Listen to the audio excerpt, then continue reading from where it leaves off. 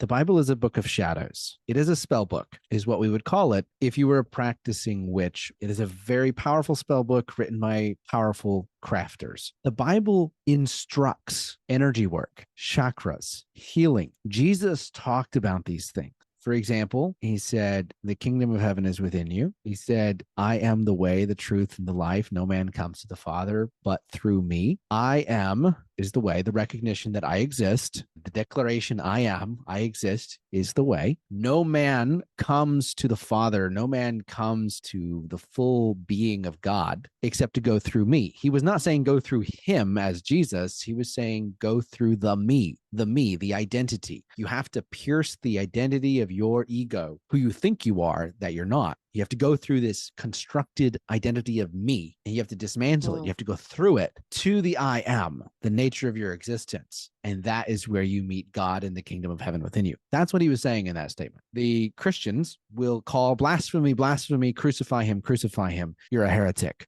which is the same thing they said to Jesus in growing up in the mindset of, people that were in the church, Bible thumping Christians. And I used to be that myself. I used to be very evangelical. I have to convert everybody. And if they're into things like I'm into now, then they're going to hell. And somebody that's in a really judgmental mindset like that, they can't see. It's important to also recognize why they're in the judgmental mindset like that. They are in that place because anything that threatens Christianity or the way that they've been taught to view it threatens their identity. Their ego.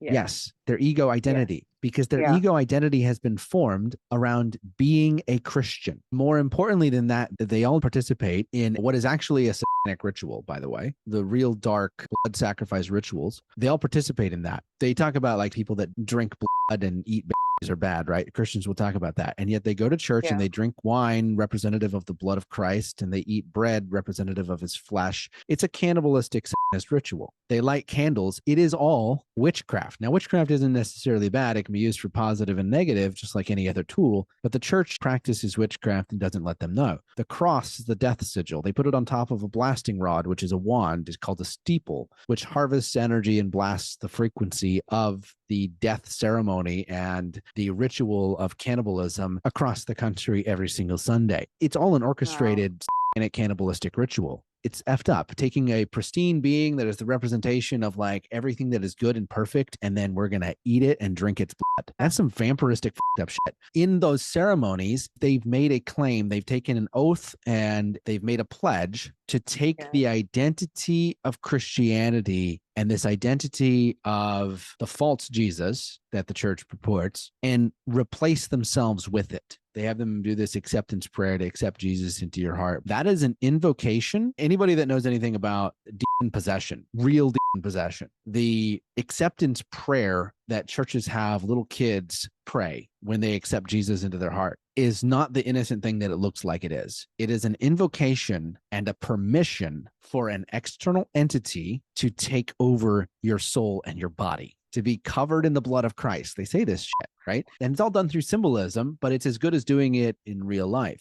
So covered in the blood of that which is innocent, take on the identity of a foreign deity that is better than me because I'm a piece of shit. Denying the fact that you're made in the image of the creator, by the way, because made in the image of the creator, which it says in the beginning of Genesis, means that you're made with all the same attributes as God, made with all the same attributes as the creator, which means you have creative power, creative choice, creative force. You are the same as the creator. You're a copy of, made with all the same attributes of, made perfect, just as the creator is perfect. You deny that, you renounce that, you cover yourself in the blood of the creator, symbolizing killing the perfect thing, and claim and ask to be possessed by the dead creator. Holy shit. So what they're doing is an invocation of the actual Maximus evil, and they get everybody to go along with it. They don't know what the words mean, but the first thing they do is they teach you to spell, but they don't teach you that casting spells is what you're doing. But they teach you to write spells. They teach you to speak spells. They don't teach you what the spells mean. And then they get you to do things like go to warship.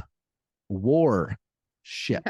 It is a war. right? Christians inherently can't see this very easily because they have an external force that controls their perception and they've attached their identity to it. Now, some people are at a place where they can begin to see the holes in this whole plot and they're going, wait a second, something's not right. Something's not adding up here. And to those select people, this is a fascinating conversation to walk them through and to unfold with them. The majority of the world is not ready to hear it, and that's okay. We love them. We understand how they got there. We understand they're brainwashed into it from birth with this concept that you're evil and you need to be taken over by some external power because you're not good enough. And that's denying your nature as a creator.